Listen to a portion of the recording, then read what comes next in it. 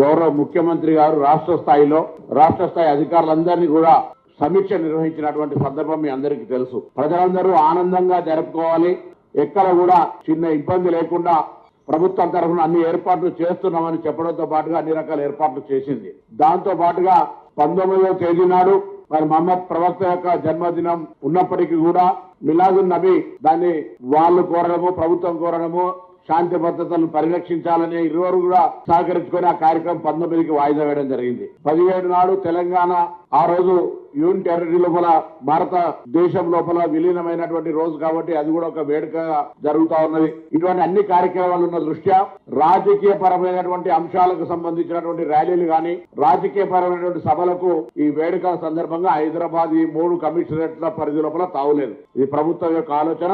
అందరూ కూడా రాజకీయ పార్టీలు సహకరించాలని విజ్ఞప్తి చేస్తా ఉన్నాం.